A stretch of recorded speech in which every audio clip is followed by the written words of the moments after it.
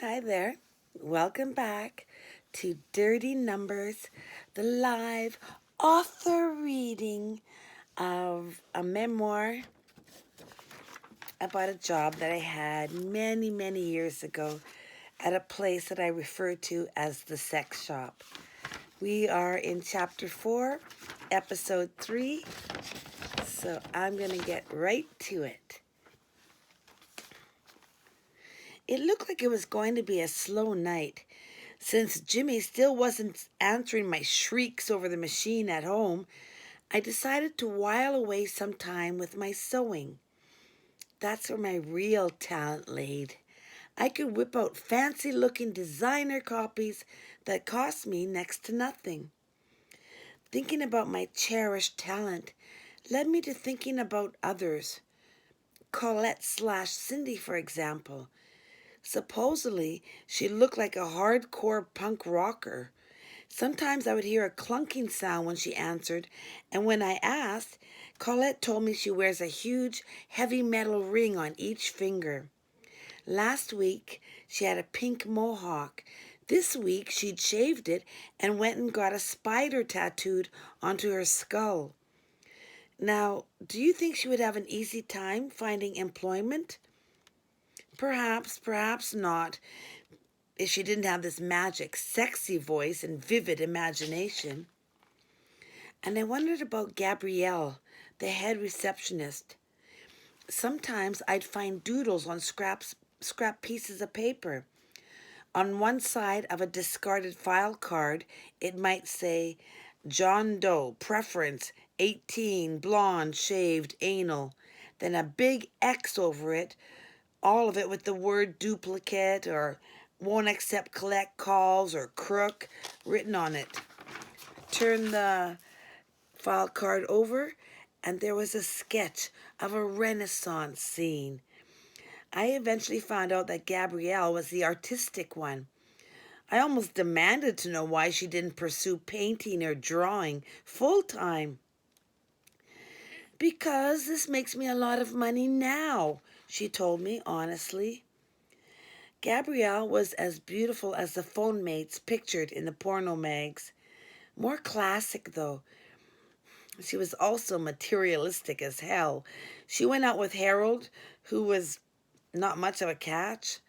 The only thing he had going for him, as far as I could see, was that he must be a billionaire from the sex shop's profits. Gabrielle would show up for work in a Coco Chanel suit, wearing a new solid gold chunky bracelet. No one could tell me she was buying those things on a receptionist's wages. And where did Harold's talents lie? I truly believed that everybody had some sort of skill, hidden or obvious. But he could be so ungrateful, so uncaring, so unappreciative. The phone rang. Hi, give me a cunt who can get me off. I had the answer. Obviously, Harold was capable of getting a large number of women to forget their principles and agree to demean themselves for him. Have you used our service before? I asked the gentleman on the other line. Never, he ascertained. Hopelessly, I laid down my needle and thread, my talent, and picked up a file card and a pen. My fucking job. Scene. The expiry date? The whispered voice replied. June of 1991. Do you have a preference? I asked. Yes, he said quietly. I'd like to call as soon as possible. Sounded A-okay with me. You'll have a call within 10 minutes. Bye, he squeaked. It bothered me when the customer would whisper, why? Was the wife in bed next to him? And to boot, something about this caller got me nervous. I called Visa and gave her the credit card number, expiry date, and amount. She put me on their version of Hold, a rock and roll station. I listened to Elton John sing about the bitch being back. It made me think about Jimmy. After an unusually long time on hold, the visa operator came back to me. What was that expiry date again? June of 1991, I replied. We have a different expiry date for that card, she informed me. Uh-oh. I'll call you back, I said. I called up the client. He answered after a quarter of a ring. The operator said, collect call from Jezebel. Do you accept? Yeah, he agreed in a subtle voice. Hi, Jezebel, he greeted me. Ricky, could you repeat that expiry date for me? I asked. June of 1992. I thought you said 1991, I reminded him. Well, I don't have the card in front of me, he admitted. I have the bill. Uh-oh. I'm afraid we need the exact expiry date, I said. The statement doesn't have the expiry date on it. But I was ready for a call, he whined in a whisper. Excuse me. I started with, I'm afraid, but stopped when I heard a huge bang. A loud voice of authority boomed out. Ricky, who you on the phone to at this hour? And what are you doing with your pants down? What is this? You calling one of the 1-900 numbers? Putting charges on my phone bill, you son of a bitch. And then the man, obviously the kid's father, getting on the phone to me. You girls are all whores. Don't call here ever again. And a loud slam of the phone in my eardrum just to end it all. I was so embarrassed, so bloody ashamed for all of us. The kid for being caught with his pants down, the father for having to deal with a situation like that, and me for almost having given a child a phone call of a sexual nature. Sometimes I thought the phone mates had it damn lucky. They could request that they never do incest calls, and their wishes would be granted. They might never want to speak to Willie Gilly, and it would come to be. But me, the lowly receptionist, I could not pick and choose the callers I wished to deal with. I had to weed through every heavy breather and masturbator and sleazeballs just to find the legit customer. I dealt with them all. And sometimes they used a stolen credit card, and sometimes they were underage. And sometimes one got past me. Scene. There were just a couple hours left to go on my shift, and I was fast becoming very worried about the home life situation. Jimmy still refused to answer the phone. I must have left 30 messages on her machine.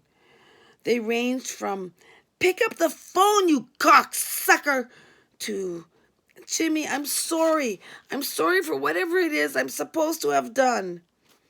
Either he had actually gone out or he was packing his bags and ignoring the phone. Please let him be out getting shit-faced. I don't care if he comes home ornery. At least he's coming home. The phone rang, and I answered it very woebegone.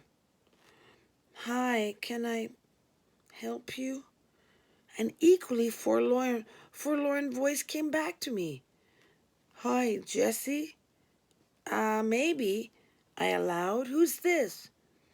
Jerry Polito from Alberta, he stated. Jerry? I asked in disbelief. Jerry was usually so frolicsome on the phone, full of good cheer and ride 'em cowboy. Would it be possible for me to get a call? He asked somewhat timidly. Sure, I replied. Why not? I'm at the regular number if there's a problem, he said quite mysteriously. A problem with Jerry's order? Never! Why, he'd earned himself the sex shop's highest honor, VIP status. That meant we had to be extra nice to these men, encourage their business even more. Jerry had been using the service for months and was one of its most regular customers. I dialed up MasterCard, one of the many cards listed on Jerry's file. After giving the authorization person my order, I was put on hold. She came back to me after a moment and asked, "Is the customer there with you right now?" "No, he isn't," I replied. "It's a telephone order." "Could you ask the customer to contact us?" she asked. "I'll tell him," I agreed, hanging up. That was strange. I picked up another card to try, his Visa.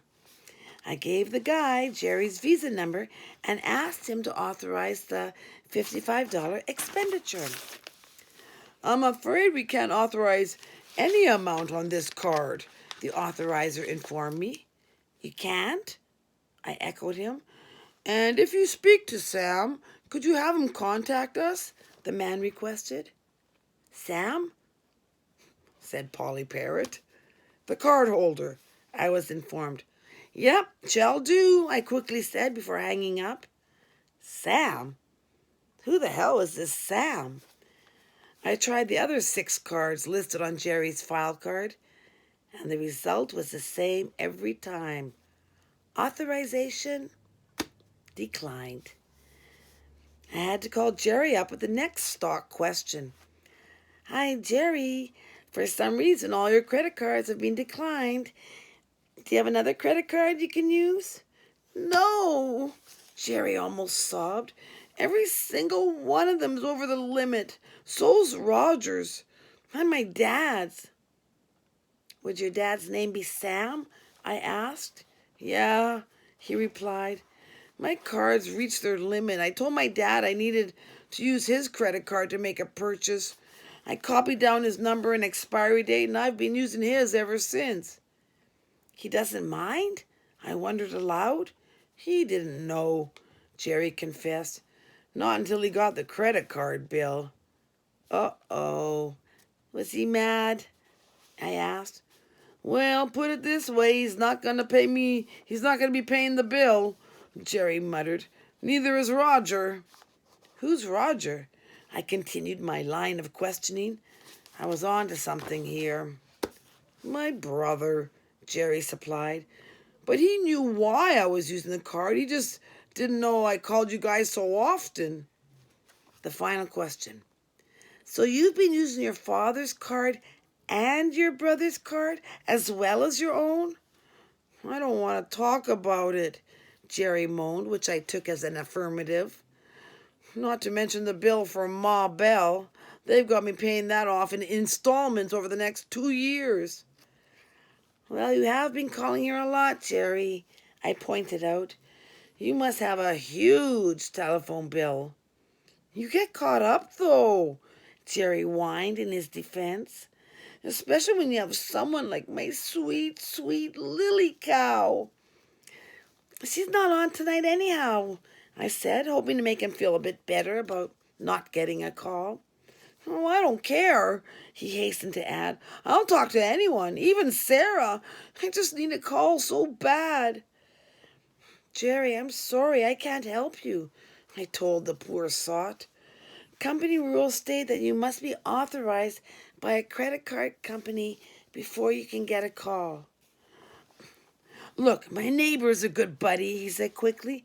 "If he'll lend me his credit card, will you get someone to phone me?"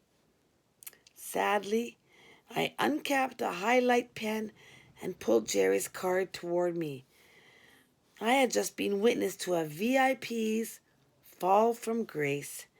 In bright fluorescent pink, I entered the dreaded words, "Do not accept."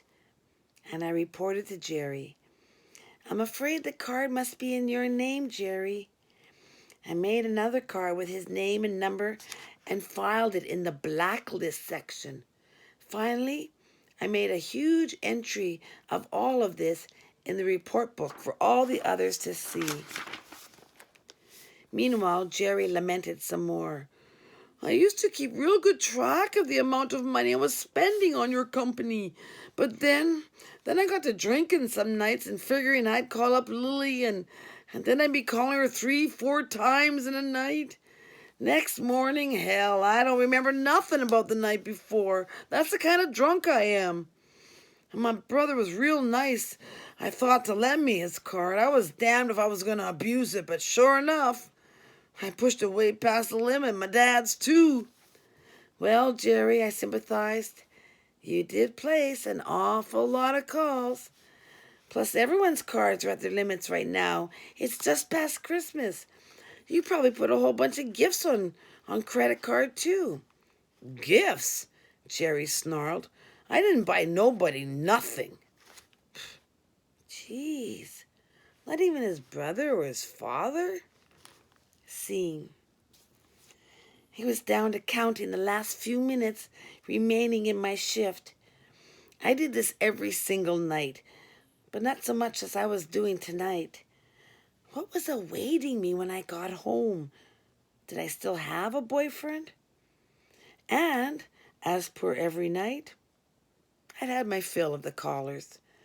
The phone rang and I answered it in a diminishing, pleasant voice. Yes, hello, can I help you? Can you tell me how much it costs? A voice asked.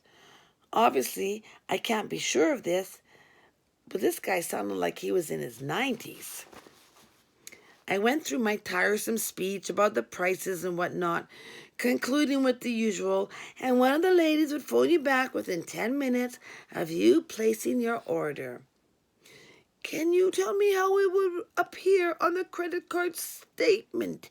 He inquired. The guy was asking all of the right questions. For your discretion, the company's name appears under an assumed common name, I replied. Would you like to place an order? Yes, please. What credit card would you be using? Visa, he answered. And your Visa number, I continued. Bored to tears with this fucking job. Oh, he gasped. I just rolled. In disgust, I hung up the phone. I was fed up. That had to be the 5th guy I'd heard ejaculate over the phone tonight. What kind of demented job was this? The call wasn't even all that obscene as far as the sex shop standards went. I still felt nauseous, though.